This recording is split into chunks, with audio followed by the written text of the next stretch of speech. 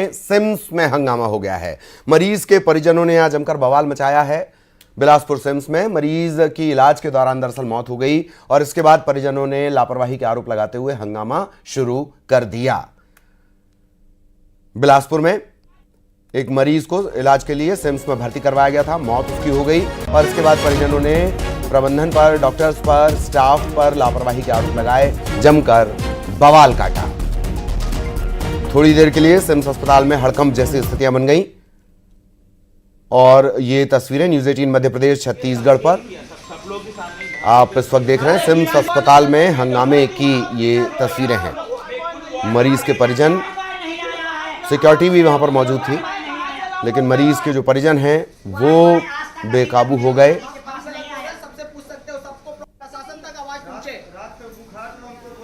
सहयोगी उमेश इस वक्त हमारे साथ जुड़े हुए हैं। उमेश, पूरी जानकारी विस्तार से। ललित जी, देखिए ये आज की घटना है, अब से कुछ देर पहले की, जब मरीज के इलाज के दौरान मौत हो गई। इस दौरान जो परिजन थे उन्होंने अस्पताल में जमकर हंगामा मचाया। साफ तौर पे जो परिजन है उनका ये आरोप था कि डॉक्टर की लापरवाही से उनकी जो मरीज है उनकी मौत हुई है। इसको लेकर वहां पर गहमा-गहमी का माहौल हो गया था। जो अन्य मरीज थे वहां पर वो डिस्टर्ब होते हुए दिखाई दिए। इसके साथ ही जो सिम्स प्रबंधन है वो मौके पर स्टाफ भेजकर और गार्ड भेजकर वहां पर मामले को शांत कराने की कोशिश की, लेकिन कहीं ना कहीं ये बीच बीच में ये देखा जाता रहा है कि सिम्स में कहीं ना कहीं लापरवाही की वजह से कोई ना कोई घटना निकलकर सामने आती है। एक बार फिर से इसी तरीके की घटना निकलकर सामने आई है। फिलहाल वहां पर मौके पर जो सिम्स चौकी के पुलिस बल जो तैनात होते हैं वो पहुंच गए हुए हैं और मामले को शांत कराने की कोशिश कर रहे हैं, लेकिन कहीं ना कहीं ये एक बड़ा मामला निकलकर सामने आया है। इस दौरान देखना ये होगा कि जांच में क्या कुछ निकलकर सामने आता है। जिस तरीके से जो आरोप परिजनों ने लगाया है कि जो पीड़िता थी जिसको बुखार था, तेज बुखार के लिए एडमिट किया गया था, उसका इलाज चल रहा था, उसकी मौत कैसे हुई। इसके साथ ही जो परिजन है उनका ये भी आरोप है कि वार्ड बाय नहीं होने की वजह से उनको खुद मरीज को अलग अलग ट्रीटमेंट, अलग अलग टेस्ट के लिए दूसरे कमरे से दूसरे। हालांकि उमेश, ये पहला मौका नहीं है जब सिम्स गलत वजह से सुर्खियों में रहा हो, खासतौर पर प्रबंधन से जुड़ी कुव्यवस्थाएं। उमेश, इससे पहले भी इस तरीके की घटना ललित जी सामने आ चुकी है, जिसमें कई बार वहां पर मारपीट की घटनाएं निकलकर सामने। यही वजह है कि हाईकोर्ट ने भी स्वतः संज्ञान लेते हुए यहाँ की व्यवस्थाओं पर सवाल खड़ा किया था और ये कहा था कि यहाँ पर जो अव्यवस्थाएं हैं उसको दुरुस्त किया जाए। जिसके बाद स्वास्थ्य सचिव जो है, मुख्य सचिव, उन्होंने इस पूरे मामले को गंभीरता से लिया था और यहाँ की व्यवस्था को बेहतर करने के निर्देश दिए थे। लेकिन कहीं ना कहीं ये जो बेहतर व्यवस्था करने के जो निर्देश दिए थे उसका पालन होता है सिम्स में नहीं दिखाई दे रहा है। जी ठीक ठीक, बहुत धन्यवाद उमेश आपका इस तमाम जानकारी के लिए। सहयोगी उमेश विस्तार से जानकारी दे रहे थे सिम्स अस्पताल और वहां जो प्रबंधन है उसे लेकर।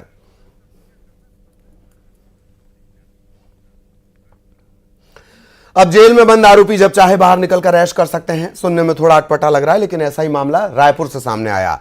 कस्टम मिलिंग घोटाले के आरोपी का जब ऐश करने का मन किया तो वो इलाज के बहाने जेल से बाहर आया, 5 घंटे तक होटल में रुका रहा, मौज की और जेल प्रहरी आरोपी के बच्चों को बाहर घुमाता रहा। पूरे मामले का वीडियो जैसे ही सामने आया है हड़कंप मच गया। हालांकि आनन फानन में जेल प्रहरी को सस्पेंड कर दिया गया। सवाल यह भी उठता है कि इस तरह का ट्रीटमेंट एक आरोपी को कैसे मिला। 5 घंटे वो बाहर मौज करता रहा, जेल प्रशासन को खबर तक नहीं हुई। क्या सिर्फ जेल प्रहरी जिम्मेदार है या और भी लोग इस मामले में शामिल हैं, ये एक बड़ा सवाल।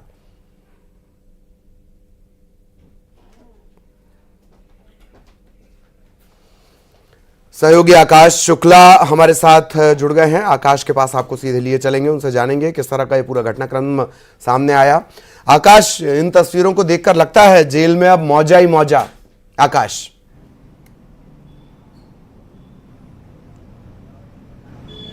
जी बिल्कुल, देखिए कस्टम मिलिंग घोटाले में रोशन चंद्राकर को ईओडब्ल्यू ने गिरफ्तार किया था और जेल में था, लेकिन किसी तरीके से सेटिंग करके वो इलाज के बहाने से बाहर आया और इसमें जो जेल प्रबंधन के कुछ लोगों की मिलीभगत भी सीधे तौर पर सामने आ रही है, क्योंकि जेल से इस तरीके से निकलना, उसके बाद होटल में समय बिताना, 5 घंटे तक जेल प्रहरी द्वारा उसके बच्चों को घुमाते रहना बड़ा सवाल खड़े होता है, क्योंकि इस तरीके से शिकायतें लंबे समय से सामने आ रही हो। वीडियो आने के बाद तो हड़कंप की मच गया है और अब कार्रवाई निलंबन की कार्रवाई हो चुकी है जेल प्रहरी के ऊपर। साथ ही पुलिस प्रबंधन ने जो है वो सभी जेल अधीक्षकों को पत्र लिखा है पुलिस प्रशासन ने, और ये कहा है कि इस तरीके से जो मामला सामने आ रहा है, वीडियो सामने आ रहे हैं, बेहद निंदनीय है। आगे इस तरीके से कार्रवाई न हो, फोन दिए जा रहे हैं जो आरोपियों को, वो भी एक तरीके से गलत है। जो शिकंजा एक तरीके से कसने की बात भी कही गई है,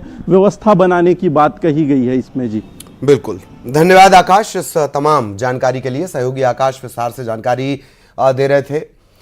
इधर बलौदाबाजार में आगजनी के मामले को लेकर लगातार एक्शन चल रहा है। हिंसा आगजनी के मामले में एक और आरोपी गिरफ्तार किया गया है। 10 जून का पूरा वाकया था जब कलेक्ट्रेट में आगजनी हुई थी। सीसीटीवी वीडियो के आधार पर गिरफ्तारियां धड़ाधड़ हो रही हैं। अब तक कुल 177 लोग इस पूरे मामले में गिरफ्तार हो चुके हैं।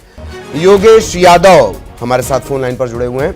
योगेश, अब तक 177। जी,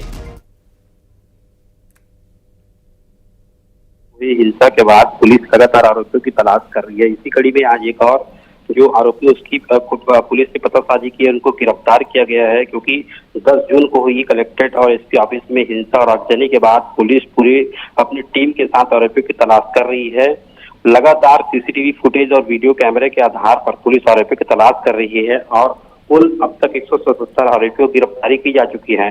सबसे बड़ी बात यह है कि इनमें जिन आरोपियों की इस पहले भी आज गिरफ्तारी से 2 शिक्षक भी आरोपी हैं, उन शिक्षकों की निलंबन की कार्यवाही भी जो है पुलिस द्वारा की गई है, प्रशासन को भेजी गई है। लिहाजा इस पूरे मामले पर अभी भी पुलिस की पतासाजी जारी है। अब तक कुल 177 आरोपियों की इसमें गिरफ्तारी हो चुकी है। चलिए, धन्यवाद आपका इस तमाम जानकारी के लिए। इधर रायपुर में शराब घोटाले के मामले में ढेबर की कोर्ट में पेशी हुई है। अनवर ढेबर और अरुणपति त्रिपाठी अदालत में पेश किए गए। ईडी ने दोनों को गिरफ्तार कर कोर्ट में पेश किया है। ईडी की विशेष कोर्ट में यह सुनवाई हुई है। ईडी ने दोनों की रिमांड के लिए आवेदन भी लगाया है। दोनों आरोपियों को मेरठ से रायपुर लाया गया है।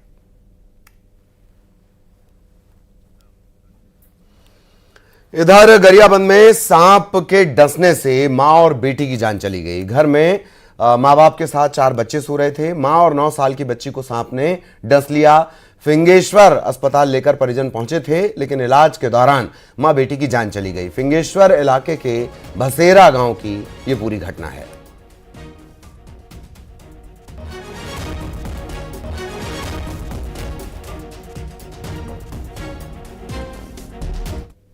काटने से मां और बेटी की दर्दनाक मौत हो गई है। मैं मौके पर पहुंचा हूं और ये घटना रात का बताया जा रहा है, जब घर में जो लोग हैं वो सो रहे थे, 6 परिवार। उसी दौरान जो है रात को करीब 3 बजे के आसपास एक जहरीले सांप के काटा। उसके बाद जो है हालत गंभीर हो गई। सुबह जब पता चला तो फिंगेश्वर सामुदायिक स्वास्थ्य केंद्र भेजे, वहां से रिफर किया गया और महासमुंद में उनकी मौत हो गई है। यहाँ पर कुछ ग्रामीण मौजूद है। ये घटना कैसे हुई? रात को लगभग 3:30-4 बजे की घटना है। उस समय जहरीला सांप ने माँ बेटे दोनों को काट लिया। जानने पर घर वाले ने इसको उपचार के लिए भेजा फिंगेश्वर। ऐश्वर्या साहू आपके यहाँ अध्ययन? जी, हमारे शासकीय उच्चतर माध्यमिक विद्यालय में कक्षा 9वीं की छात्रा थी वो, जिनका दुखद घटना के दौरान जो है मृत अवस्था में उसको पाया, मतलब सांप के द्वारा काटा गया तो बताया गया, और हम लोग उसी को देखने के लिए आए थे। तो सांप काटने से मां और बेटी लता साहू और 9वीं कक्षा की छात्रा ऐश्वर्या साहू की इस हादसे में दर्दनाक मौत हो गई है। गांव में मातम पसरा हुआ है। न्यूज़ 18 के लिए गरियाबंद से शेख इमरान।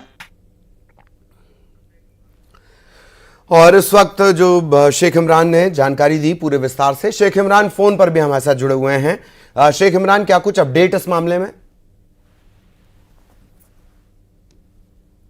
ग्राम भसेरा का है। ये हादसा उस वक्त हुआ जब माँ बाप अपने 4 बच्चों के साथ घर में ही सोए थे और करीबन देर रात जो एक जहरीला सांप है माँ और बेटी को काट लेता है, जिसके बाद उनकी हालत बिगड़ती है और सुबह ग्रामीणों को पता चलता है तो तत्काल उसे फिंगेश्वर के सामुदायिक स्वास्थ्य केंद्र पहुंचाते हैं। हालत बहुत ज्यादा गंभीर हो जाता है तो उन्हें महासमुंद हॉस्पिटल पहुंचाया जाता है, लेकिन देर हो जाता है और माँ बेटी की मौत हो जाती है। लेकिन सबसे दुखद बात यह है कि इसमें एक छात्रा है ऐश्वर्या, जो 9वीं कक्षा की छात्रा है, जो भसेरे में पढ़ाई करती थी। इस हादसे में उसकी मौत हो गई है। गांव में मातम पसरा हुआ है। बारिश हो रहा है और इस बारिश में लगातार जो है जहरीले सांपों के काटने का मुद्दा लगातार सामने आ रहा है। ऐसे में स्वास्थ्य विभागों में जो इनके एंटीवेनम इंजेक्शन है उसे उपलब्ध कराना होना चाहिए। लेकिन कहीं कहीं ये घटना देर रात की है, इस वजह से हालात जो है काफी बिगड़ गई और इस हादसे में दोनों जो माँ बेटी है उनकी मौत हो गई है। मौत के बाद कहीं ना कहीं गांव में हड़कंप मचा हुआ है और जो सांप था उसे घर से ढूंढकर निकाल लिया गया और उसे मार दिया गया, क्योंकि घर में छोटे छोटे बच्चे हैं। एक की उम्र 3 साल है, दूसरे की उम्र ऐसे 7 साल है, 5 साल है। छोटे बच्चे भी घर में मौजूद थे। ऐसे में और हादसा हो सकता था। एहतियात के तौर पर ग्रामीण घर में पहुंचे, उस सांप को ढूंढे और उसे फिलहाल मार दिया। लेकिन इस हादसे में बेहद ही दर्दनाक जो है उन दोनों की मौत हो गई। जी ललित।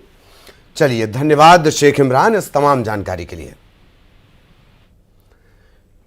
और ऐसा ही मामला कोरबा में सामने आया। कोरबा के कदम झरिया गांव में पहाड़ी कोरबा बच्चे की सर्पदंश से मौत हो गई। बताया जा रहा है कि बच्चा अपनी मां के साथ रात में सोया था। इस दौरान सांप ने डस लिया। परिजन सुबह बच्चे को लेकर मेडिकल कॉलेज पहुंचे, लेकिन इलाज के दौरान बच्चे की जान चली गई।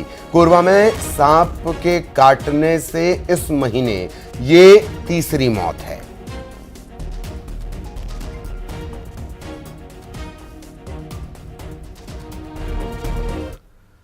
इधर बिलासपुर में डीजल चोरों का गिरोह सक्रिय है। चोरी करने का एक वीडियो सामने आया है। दीवान पेट्रोल पंप के पास की घटना है। सीसीटीवी में चोर की करतूत रिकॉर्ड हो गई है। टैंकर वाहन से इसने डीजल की चोरी की। अब इस वीडियो के सामने आने के बाद आरोपियों की तलाश की जा रही है।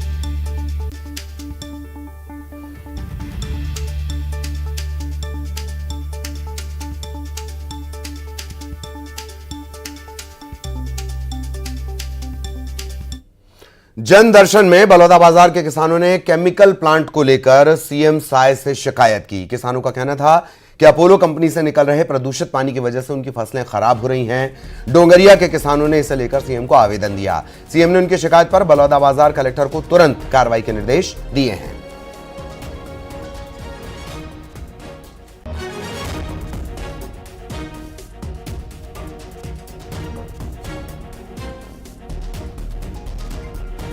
हाँ, पिछले कुछ गुरुवार जनदर्शन स्थगित था।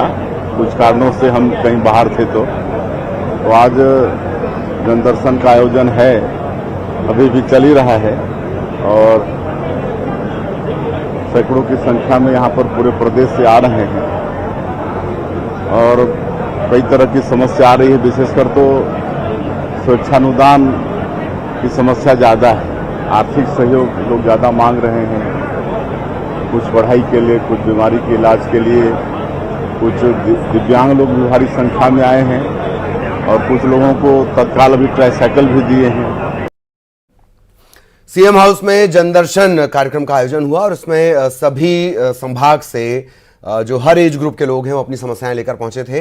कार्यक्रम में सभी एप्लीकेशन लेकर पहुंचे, समस्या से संबंधित डॉक्यूमेंट लेकर सीएम साय से मिले। सीएम साय ने बारी बारी सभी की समस्याओं को सुना। इसके अलावा जनदर्शन कार्यक्रम में सीएम साय ने दिव्यांगजनों को ट्राईसाइकिल भी बांटी। कार्यक्रम में आए लोगों को एक एक कर तिरंगा भी वितरित किया गया।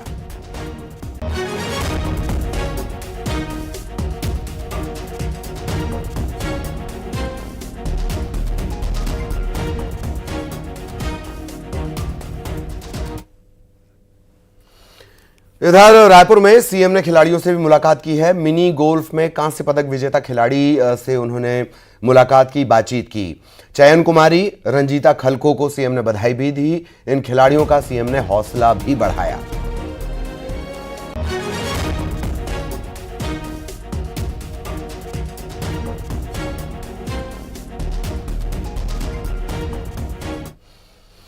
इधर खबर रायपुर से, निकाय अध्यक्षों के हस्ताक्षर अधिकार खत्म कर दिए गए हैं। हस्ताक्षर अधिकार खत्म होने पर अरुण साहब ने कहा कि नगर पालिका पंचायत के सीईओ चेक पर हस्ताक्षर कर सकेंगे और सभी निकायों के जो सीईओ हैं वो चेक पर साइन कर सकेंगे। निकायों में बेहतर काम करने के हिसाब से फैसला लिया गया है। जनप्रतिनिधि विकास कार्यों पर इसके जरिए ज्यादा ध्यान दे सकेंगे। जी हाँ, ये एक बड़ा निर्णय है। जो निर्वाचित जनप्रतिनिधि हैं वो सुरक्षित रहें और निर्वाचित जनप्रतिनिधि के नाते अपनी जिम्मेदारी का वो निर्वहन कर पाए और उन्हें किसी तरह की दिक्कत न हो, इसलिए ये निर्णय लिया है। निश्चित रूप से ये जो निर्वाचित जनप्रतिनिधि हैं उसके लिए भी और निकायों के लिए भी ये बड़ा महत्वपूर्ण निर्णय है जो हमारी सरकार ने लिया है। खबर अंबिकापुर से, जहां अमरजीत भगत का दर्द छलका है। पूर्व मंत्री अमरजीत भगत, उन्होंने कहा कि प्रदेश में हम लोगों की गलती से कांग्रेस की हार हुई। नेताओं में तालमेल की कमी से पार्टी चुनाव हार गई। तेरा मेरा के खेल ने कांग्रेस का नुकसान कर दिया। चुनाव में हार के बाद अमरजीत भगत का दर्द छलका है। हम लोगों में एक गलती रहा होगा ना, जिसके कारण हम लोग हारे।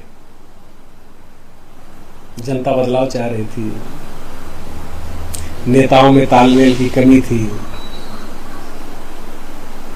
तेरा मेरा का खेल पूरा प्रदेश में नुकसान किया। इधर कोरबा में बेजा कब्जे पर अतिक्रमण पर एक्शन लिया गया। 5 एकड़ सरकारी जमीन को खाली करवाया गया, यानी मुक्त करवाया गया। ग्रामीणों ने जन चौपाल में इसकी शिकायत की थी और ग्रामीणों की शिकायत के बाद प्रशासन ने यह कार्रवाई की है। 5 एकड़ सरकारी जमीन से कब्जे को हटाया गया है।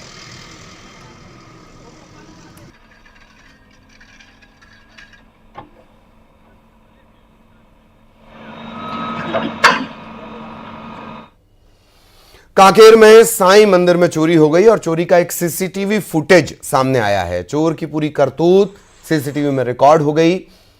अंतागढ़ थाना इलाके के साईं मंदिर का यह पूरा मामला है, जहां चोर ने साईं मंदिर में ही हाथ साफ कर दिया।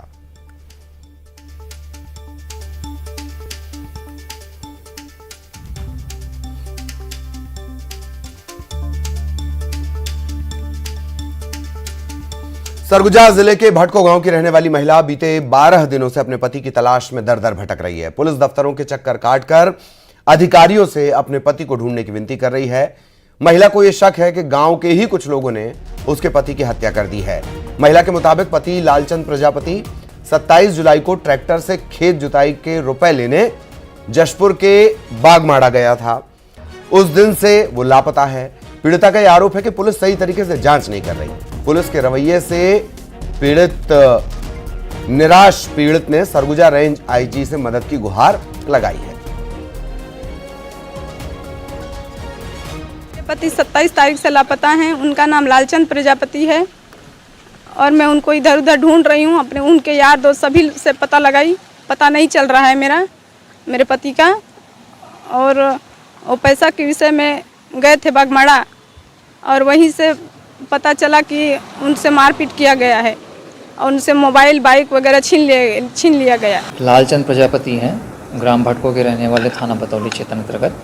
उनकी पत्नी पुनीता प्रजापति ने वरिष्ठ कार्यालय में आकर के शिकायत दर्ज कराई थी कि उन्होंने किसी से पैसा लिया था और ग्राम बागमाड़ा, थाना बागबहार, तहसील परसाबहार, जिला जसपुर में अपना जब पैसा वापस लेने गए तब उनके साथ में जो है मारपीट की गई है।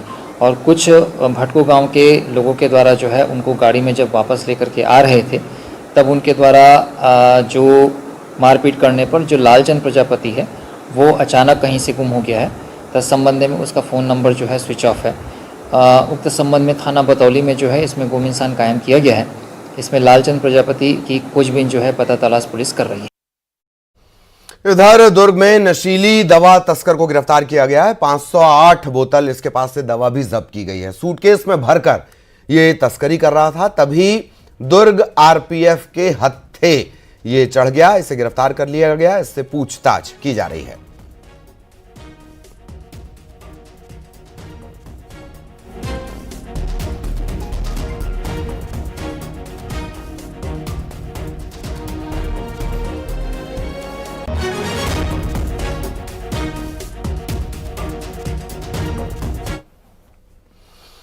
गरियाबंद के देवभोग इलाके में फ्लोराइड युक्त पानी पीने से सैकड़ों स्कूली बच्चे और ग्रामीण डेंटल फ्लोरोसिस की समस्या से जूझ रहे हैं। इसकी वजह से जो पानी में डेंटल फ्लोरोसिस की मुख्य वजह पानी में मौजूद फ्लोराइड की ज्यादा मात्रा होती है। 7 साल पहले 2016 में फ्लोराइड की पुष्टि हुई। 2022 में इन गांव में 6 करोड़ रुपए खर्च कर फ्लोराइड रिमूवल प्लांट लगाए गए। 6 महीने में सारे प्लांट बंद हो गए। ज्यादातर ग्रामीण इस समस्या से जूझ रहे हैं। कमर में अकड़न, घुटने में सूजन, शरीर में दर्द, थकान, कमजोरी, ऐसी बीमारियों से लोग परेशान हैं। गांव में युवक युवतियों की शादी विवाह नहीं हो पा रहे हैं। पानी में फ्लोराइड की मात्रा 0.7 ppm तक सामान्य मानी जाती है, लेकिन 40 गांव के स्कूलों की जांच रिपोर्ट में फ्लोराइड की मात्रा 3 ppm से लेकर 8.9 ppm तक पाई गई है। बिलासपुर हाईकोर्ट ने इस मामले में संबंधित विभाग और अधिकारियों से जवाब भी मांगा है।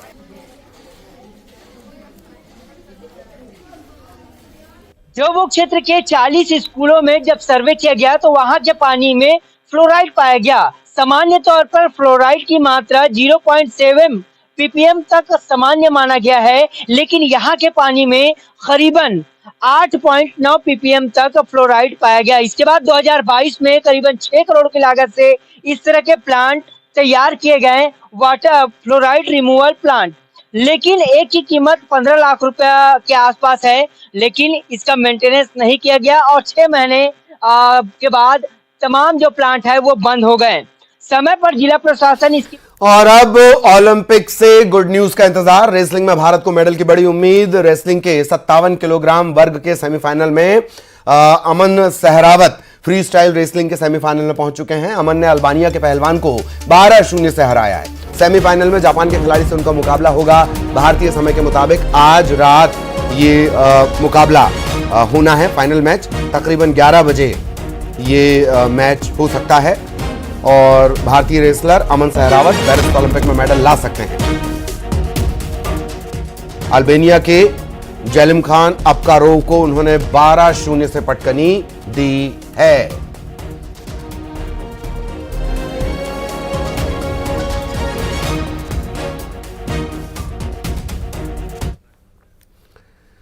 और अब टॉप 20।